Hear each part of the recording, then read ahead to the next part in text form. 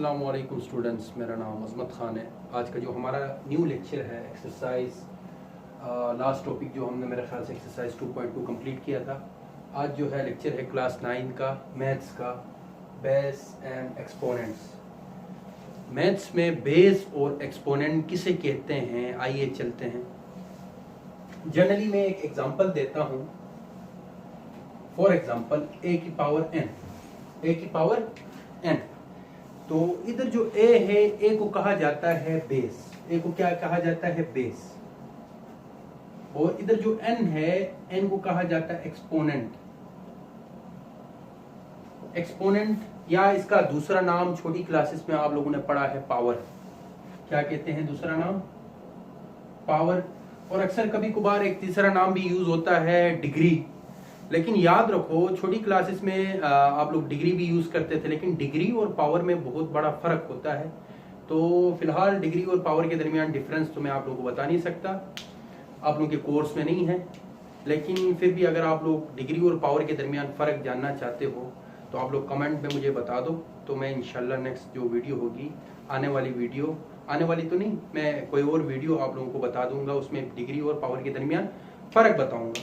तो आप लोगों को मालूम पड़ा, ये तो एक जनरल मैंने एग्जांपल ली, a के ऊपर n, मतलब पावर में n, तो n को कहते हैं एक्सपोनेंट और a को कहा जाता है बेस। फॉर एग्जांपल, इस वक्त मैं जिस फ्लोर पे खड़ा हूं, ये फ्लोर नंबर 3 है, थर्ड फ्लोर है। तो इससे बिलो सेकंड फ्लोर भी आता है और फर्स्ट फ्लोर भी आता है। तो अब फर्स्ट फ्लोर अगर ना होता तो ये थर्ड फ्लोर कायम नहीं हो पाता।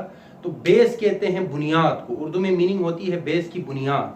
तो ए बुनियाद है और उसके पावर में जो वैल्यू होगी उसको एक्सपोनेंट कहेंगे या पावर कहेंगे। क्लियर हो गया? ये तो जनरल एग्जांपल ली। कोई और एग्जांपल अगर मैं लूं 3 के ऊपर पावर 2, तो इधर जो 3 है ये बेस है और 2 जो है उसको कहते हैं एक्सपोनेंट। तो इसको लिखा जाता है, अब 3 के ऊपर पावर में 2 है या एक्सपोनेंट 2 है, तो 3 को 2 टाइम्स मल्टीप्लाई किया जाता है। क्या किया जाता है? 2 टाइम्स मल्टीप्लाई किया जाता है। क्यों? अगेन मैं वही बात रिपीट कर रहा हूं, किसी भी नंबर के साथ 4 चीजें जुड़ी होती हैं, जरूरत पड़ने पर इनको हम यूज करते हैं, इनका इस्तेमाल करते हैं। तो अब इसके ऊपर कुछ नहीं है तो क्या है? 1 है। इसके ऊपर कुछ नहीं है तो 1 है। तो अब जब मल्टीप्लाई करते हो या बेसिस दोबारा सेम हो तो पावर्स अगेन दोबारा ऐड होती हैं। 1 + 1 अगेन हमें क्या मिलता है? 3 का स्क्वायर मिलता है। ये फिर लॉस ऑफ एक्सपोनेंट की जानिब जब हम चलेंगे थोड़ी देर बाद, तो उधर मैं डिस्कस करूंगा। तो आप लोगों को अभी मालूम हो गया कि एक्सपोनेंट किसे कहते हैं और बेस किसे कहते हैं। और फर्दर एक और एग्जांपल अगर मैं दूं, अक्सर स्टूडेंट समझते हैं 3 के ऊपर 3 है तो हम कहते हैं ये 3 3 = 9। नहीं, 3 के ऊपर 3 हो तो समझो कि 3 को 3 टाइम्स मल्टीप्लाई करना है, जिसके रिजल्ट में हमें 27 मिलता है। और 2 के ऊपर 6 हो तो 2 को 6 टाइम्स मल्टीप्लाई करना है। ऊपर जो पावर है या एक्सपोनेंट है, ये बताता है कि जो गिवन बेस है उसको कितने टाइम्स लिखना है और उसको आपस में मल्टीप्लाई करना है। उम्मीद है आप लोगों को बेस और पावर के हवाले से या एक्सपोनेंट के हवाले से क्लियर हो गया होगा। आइए चलते हैं हम इनके टॉपिक्स की तरफ, लॉस ऑफ एक्सपोनेंट्स की तरफ चलते हैं। तो ये मैं रब करता हूं।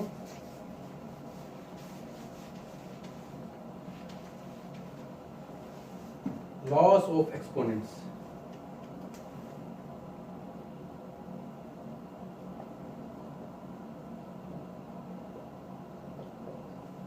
अब एक्सपोनेंट के कुछ लॉस दिए हैं।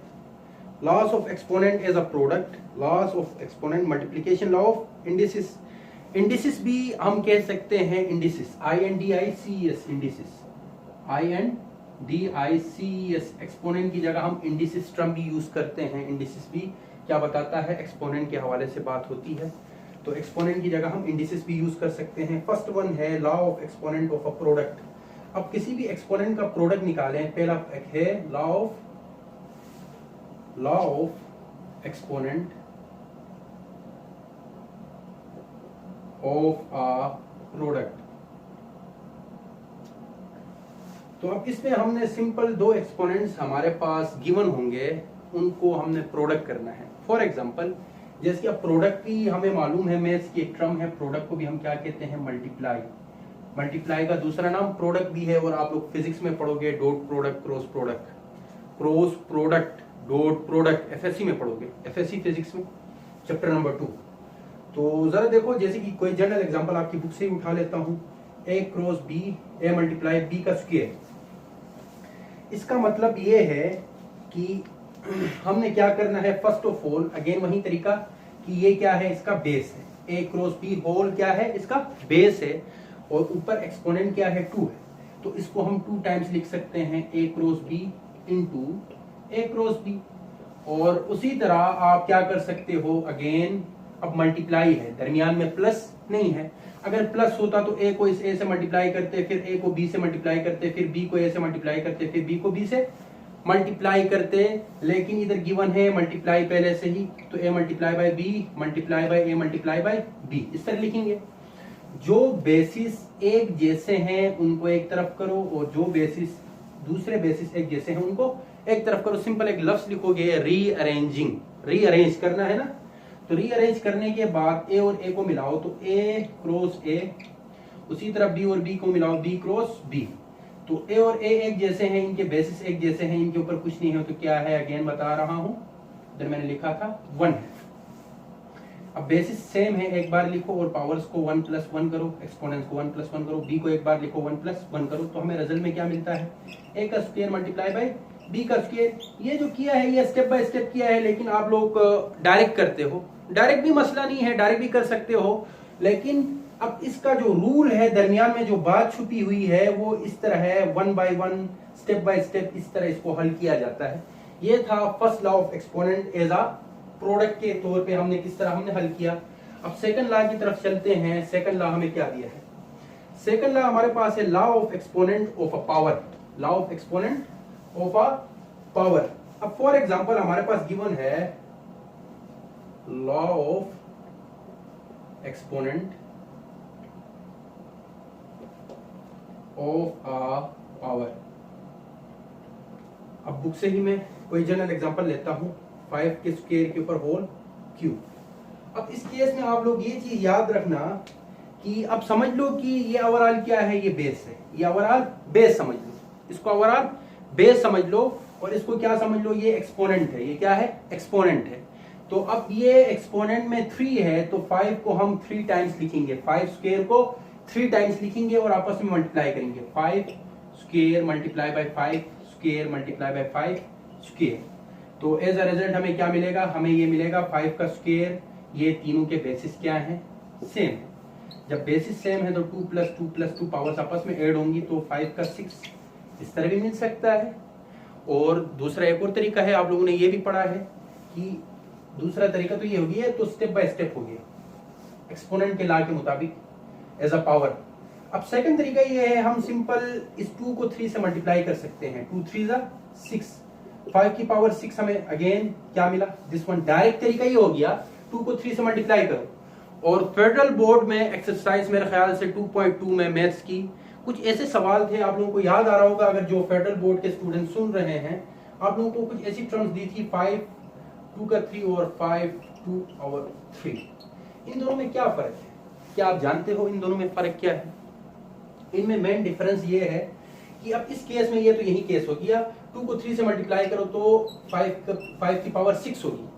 लेकिन ये चीज याद रखना, इधर अगर राउंड ब्रैकेट गिवन ना हो, इधर ये जो 2 है 2 की पावर 3 है, 2 की पावर 3 है, तो 2 की पावर 3 क्या होती है, 2 को 3 टाइम्स मल्टीप्लाई करो तो क्या मिलता है, 8 मिलता है। तो इस रिजल्ट में हमें 5 की पावर 8 मिलेगा, लेकिन इस रिजल्ट में हमें 5 की पावर 6 मिला। अब राउंड ब्रैकेट की वजह से ये 2 और इस 3 का ताल्लुक मल्टीप्लाई का है, लेकिन इस 2 और इस 3 का ताल्लुक मल्टीप्लाई का नहीं है, क्या है, ये 2 की पावर 3 है, राउंड ब्रैकेट के बगैर थी। तो ये कॉन्सेप्ट भी आप लोग अपना क्लियर करना। चलते हैं नेक्स्ट लॉ की जानिब। अब नेक्स्ट लॉ है division law of indices, division law of indices. अब डिवीजन लॉ ऑफ इंडिसेस किसे कहते हैं, जरा देखिए। जैसे कि फॉर एग्जांपल आपके पास डिवीजन लॉ ऑफ इंडिसेस में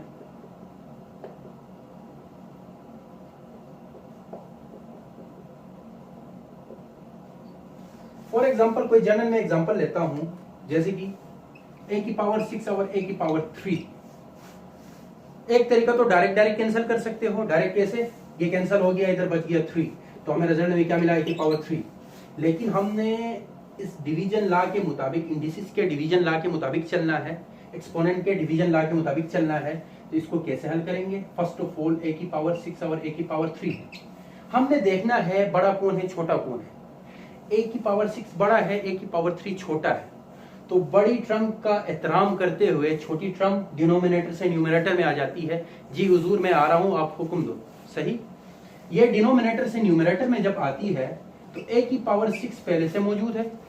आप लोगों को ये मालूम है अगर कोई भी पावर डिनोमिनेटर में प्लस में हो, जब ये न्यूमरेटर में आती है, अगर प्लस में है तो माइनस में चली जाएगी और माइनस में है तो प्लस में चली जाएगी। और जब ये ऊपर आएगी तो ए की पावर 6 डॉट ए की पावर -3, अगेन बेसिस सेम है। तो पावर्स क्या होंगी, ए की पावर 6 -3। अगर प्लस करते भी हो तो राउंड ब्रैकेट के अंदर माइनस लिख दो, प्लस माइनस माइनस मैंने डायरेक्ट लिखा था। तो एज अ रिजल्ट हमें क्या मिलता है, ए की पावर 3। एक तरीका तो ये हो गया, एक तरीका ये हो गया डायरेक्ट। एक तीसरा तरीका भी है, वो भी अगर करना चाहते हो तो कोई मसला नहीं है। ये थर्ड वन तरीका जरा देखो कि ए की पावर 6 है और ए की पावर 3 है। हम ए की पावर 6 को ए को 3 टाइम्स लिखेंगे और मल्टीप्लाई बाय ए 6 टाइम्स लिखा और ए की पावर 3 टाइम्स लिखो, कोई मसला नहीं है। ये इससे कैंसिल, ये इससे कैंसिल, ये इससे कैंसिल, कितने बचे, 3 बचे। तो ए मल्टीप्लाई बाय ए क्या होता है, ए की पावर 3, अगेन ए की पावर 3 मिलता है। तो मैथ्स जो है एक बड़ी वसी दुनिया है, इसमें किसी भी एक सवाल को करने के बहुत से तरीके होते हैं। तो आप लोगों ने वो तरीका देखना है जो सिंपल भी हो और जो कम स्टेप्स में कंप्लीट होता हो। तो वो सवाल अच्छा है, वो तरीका अच्छा है, सवाल नहीं वो तरीका, मेथड अच्छा है। तो बाकी मेथड से भी हो सकता है। तो उम्मीद है आप लोगों को डिवीजन लॉ ऑफ इंडिसेस भी क्लियर हो गया होगा। आइए चलते हैं नेक्स्ट लॉ की जानिब।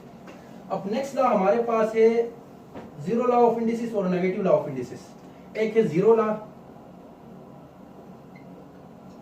ऑफ इंडिसेस, इसमें याद रखिए जीरो लॉ ऑफ इंडिसेस में सिंपल और सिंपल, अगर हमारे पास दो ऐसी टर्म्स हों जो न्यूमरेटर और डिनोमिनेटर में सेम, न्यूमरेटर और डिनोमिनेटर में सेम हो, उस केस में वो दोनों एक दूसरे से कैंसल आउट होते हैं और रिजल्ट में हमें क्या मिलता है, कोई वैल्यू मिलती है जिसको हम कहते हैं 1। रिजल्ट में हमें क्या मिलता है, 1। जीरो तो कहा है, जीरो इधर वो बात नहीं है कि आपने रिजल्ट में भी जीरो लाना है। जैसे कि फॉर एग्जांपल ए की पावर 4 है और ए की पावर 4 है। सही, तो एक तरीका तो डायरेक्ट कैंसिल हुआ और हमें रिजल्ट में 1 मिला, हमें रिजल्ट में 1 मिला। अक्सर स्टूडेंट इस तरह करते हैं, डायरेक्ट कैंसिल करके रिजल्ट में 0 लिखते हैं, ये गलती नहीं करना। अब ये 1 कैसे आया वो भी मैं बताऊंगा।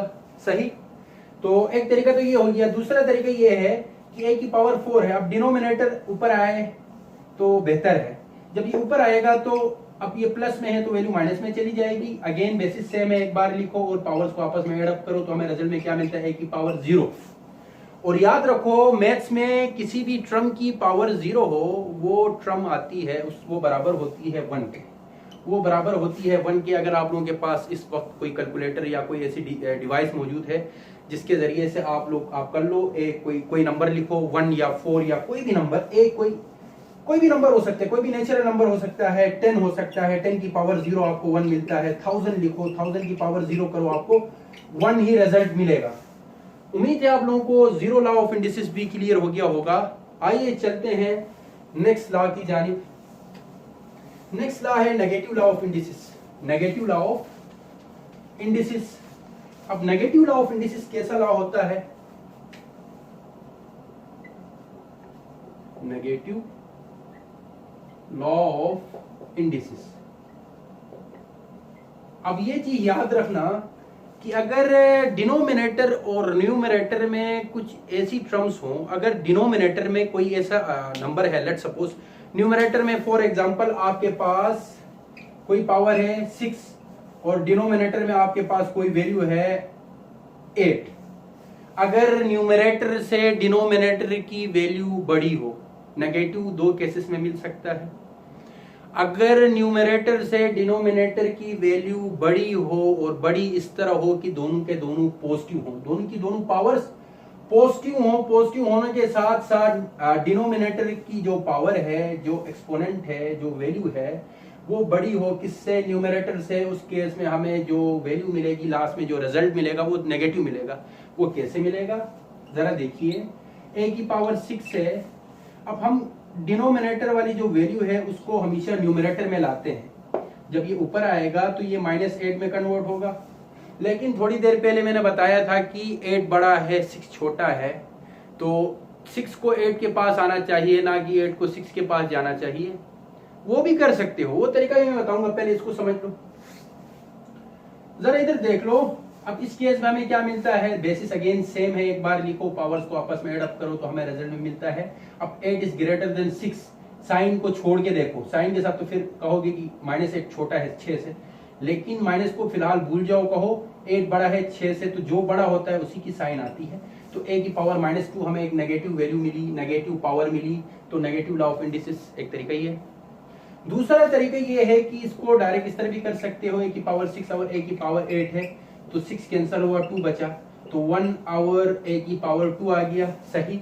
अब हम कभी भी किसी वैल्यू को डिनोमिनेटर में नहीं लिखते हैं, अगर लिखना है तो कोई मसला नहीं है, इस तरह भी लिख सकते हो, ये भी इसका आंसर है। लेकिन इसको जब डिनोमिनेटर से न्यूमरेटर में लाते हो तो मजबूरन ये प्लस में है तो ऊपर आके माइनस में कन्वर्ट होता है, ये तरीका भी हो गया, सही। तो उम्मीद है आप लोगों को negative law of indices clear हो गया होगा। और तीसरा जो मैं रूल बता रहा था, क्या बता रहा था कि थोड़ी देर पहले मैंने बताया था कि हमेशा छोटी टर्म बड़ी टर्म के पास जाती है। चलो ये ऊपर 1 बचा, नीचे 8 पहले से मौजूद है, ये डिनोमिनेटर में गई -6, तो अगेन क्या हुआ, a की पावर 8 बेसिस से में एक बार लिखो, -6 करो तो 1 ओवर a की पावर 2, और हमें क्या रिजल्ट मिलता है, अगेन 1 की पावर 2, इसको जब न्यूमरेटर में लाते हो ये वही तरीका हुआ है दिस वन, तो अगेन -2 या इस तरह लिखो, या a की पावर -2 लिखो, तो तरीके बहुत हैं। तो मेरे ख्याल से ये लास्ट थ्योरी थी इसकी। तो इसके बाद एक्सरसाइज 2.3 स्टार्ट होगी। उम्मीद है यहाँ तक का कॉन्सेप्ट आप लोगों को क्लियर हो गया होगा।